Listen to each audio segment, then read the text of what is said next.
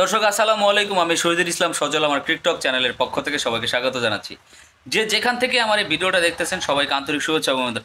ভাই, ওস্তাদের মায়ের শেষ রাতে দেখছেন আপনার অবস্থা কি? যে বিরাট কোহলির কোনো ফর্ম নাই, কিচ্ছু নাই, সেই বিরাট কোহলি আজকে পাকিস্তানের সাথে আপনার সেঞ্চুরি মেরে দিল। চিন্তা করা যায় ভাই, একশো একশো রান করে ফেলছে বিরাট কোহলি। বিরাট কোহলির আপনারা ফালাই দিতে চাইছিলেন, আপনারা বলেন যে বিরাট কোহলি আর রোহিত শর্মার আসলে রেস্ট নেওয়া দরকার। সেই বিরাট কোহলি আজকে আপনাদেরকে ম্যাচ জিতায়। পাকিস্তান পাইলে বিরাট কোহলি এক কথা সিংহ হয়ে যায়, একদম ছাগলের কাঁধে মনে করেন যে কামড় দিয়ে দেয়। এই হচ্ছে সেই বিরাট কোহলি, সেই বিরাট কোহলি। এই যে পাকিস্তান আপনার 241 রান করলো, 242 রান টার্গেটে কি আসলে ইন্ডিয়ার মতো একটা দলকে আটকানো সম্ভব? কোনোভাবেই আটকানো সম্ভব না ভাই। India is India. ইন্ডিয়ার মতো শক্তিশালী দল আমার কাছে মনে হইতেছে ইন্ডিয়া অনায়াসে অনায়াসে আপনার এই চ্যাম্পিয়ন্স ট্রফি জিতে যাবে। যেভাবে পাকিস্তানকে হারাইলো, এখন তো আমার আশা হচ্ছে যে বাংলাদেশও মনে হয় পাকিস্তানকে হারায় দেয়। কারণ বাংলাদেশ দল যে প্রতিদ্বন্দ্বিতা করছে 228 রান নিয়ে, 47 রানে 47 ওভার পর্যন্ত খেলাইছে আপনার টিম ইন্ডিয়াকে।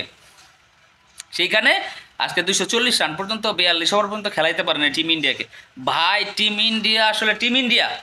ওস্তাদের মার শেষ রাতে একটা কথা আছে না, বিরাট কোহলি হচ্ছে ওস্তাদ, আর শেষ রাতের মাঠটা দিয়ে দিছে। আপনারা যারা যারা বলছিলেন বিরাট কোহলিকে অবসর নেওয়ার জন্য, তারা তারা আসলে কান ধরেন।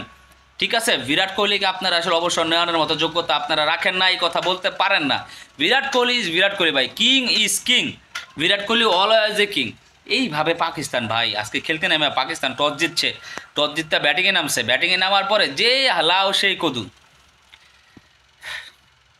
ভালো একটা পার্টনারশিপ ছিল রিজওয়ান আর আপনার সাউথ শাকিলের ভিতরে। তারপরে আপনার তারা যেভাবে আউট হয়েছে, তারপরে আউট হওয়ার পরে উইকেট মানে নিয়মিত ব্রেকে পড়তেই থাকছে। লাস্টের দিকে এসে আপনার খুশদিল শাহ যে রানটা করার কথা ছিল, সেই রানটা ঠিকমতো করতে পারে না। 260-70 হইলেও ভাই আজকে ইন্ডিয়া অনায়াসে জিতা যাইতো, অনায়াসে জিতা যাইতো, কোনো রকমের সমস্যা হইতো না টিম ইন্ডিয়ার। বাট আসলে ইন্ডিয়া যেইভাবে খেলছে, পাকিস্তানকে তো আসলে পাকিস্তান মনেই করে নাই। একদম পাকিস্তানকে বানায় ফেলছে টিম কারা এখন ক্রিকেটের বাইরে আছে, টিম কেনিয়া, বারমুডা, এরকম টাইপের টিম বানায় ফেলছে ভাই পাকিস্তানকে। আপনি চিন্তা করেন তাড়াতাড়ি উইকেট ফালানোর কথা। রোহিত শর্মা আজকে আনফর্চুনেটলি আউট হয়ে গেছে, বোল্ড আউট হয়ে গেছে। খুব অসাধারণ একটা ডেলিভারি ছিল আপনার শাহিন আফ্রিদির। তারপরে আপনার শুভমান গিল নিজের দায়িত্বটা ঠিকমতো পালন করেছেন। প্রথম ম্যাচে 100-এর পরে আজকেও 46-47 রানের একটা ইনিংস খেলেছেন, আনফর্চুনেটলি আউট হয়ে গেছেন। তারপরে শ্রেয়াস আয়ার যে ইনিংসটা খেলেন ভাই, শ্রেয়াস আয়ারকে আইপিএল এবার কত টাকাতে কিনা হয়েছে, যে কয় টাকাতে শ্রেয়াস আয়ারকে কিনা হয়েছে সেটার মর্যাদা কিন্তু রেখেছে। আর বিরাট কোহলি ভাই, বিরাট কোহলি, ও বিরাট কোহলি যে একটা রিয়েল কিং সেটার প্রমাণ কিন্তু আজকে দিয়ে দিয়েছে।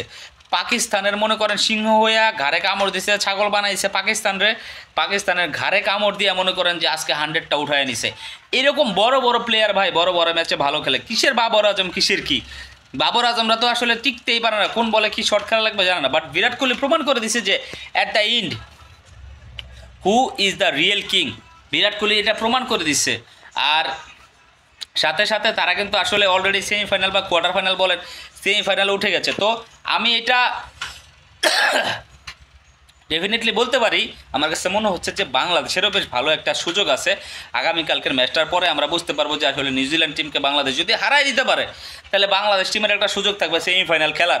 হোপফুলি বাংলাদেশ টিম সেটা করে দেখাবে। দর্শক, আপনারা যারা আমার এই ভিডিওটা এতক্ষণ দেখলেন, 6 উইকেটে জিতে গেছে ভাই ভারত, 6 উইকেটে জিতে গেছে পাকিস্তানের সাথে। যেই মাঠে যেই পিচে বাংলাদেশ 228 করে ভারতকে 47 ওভার পর্যন্ত আটকায় রাখছে, সেইখানে কিন্তু আপনার পাকিস্তান ভারতকে 42 ওভার পর্যন্ত আটকায় রাখতে পারে নাই। তাহলে আপনি অবভিয়াসলি এটা বিশ্বাস করতে হবে যে অবশ্যই বাংলাদেশ টিম পাকিস্তানের চেয়ে শক্তিশালী। পাকিস্তানকে হারানোর অপেক্ষায় আমি আছি, বাংলাদেশ টিম পাকিস্তানকে হারায় দিবে। আর most welcome to team India, যে তারা আসলে সেমিফাইনালে অলরেডি পৌঁছে গেছে। নিউজিল্যান্ডের সাথে যদি হারেও, তারপরেও আসলে ইন্ডিয়ান টিমকে আটকানোর মতো কেউ আমার কাছে মনে হয়। দর্শক, আপনারা যারা এই খেলাটা দেখছেন, আপনারা কেমন এনজয় করছেন? আমার কাছে মনে হয় যে পাকিস্তান আর ভারত এই ম্যাচ নিয়ে যতটা হাইপ হওয়ার দরকার, সেই হাইপের কথা বাদ দেন। এই হাইপের কথা আর কেউ কোনো সময় মাথায় নেন না। India is India. লাস্ট 6 ম্যাচের মধ্যে 5টায় জিতে নিয়েছে টিম ইন্ডিয়া। দর্শক, তারপর আপনাদের যাদের মনে হয় আজকের ম্যাচটা ভালো হয়েছে বা যেই কমেন্ট হয়েছে, সেটা অবশ্যই আমার ভিডিওর কমেন্ট সেকশনে কমেন্টস করে জানাই দিবেন। সবাই ভালো থাকবেন, সুস্থ থাকবেন। আসসালামু আলাইকুম।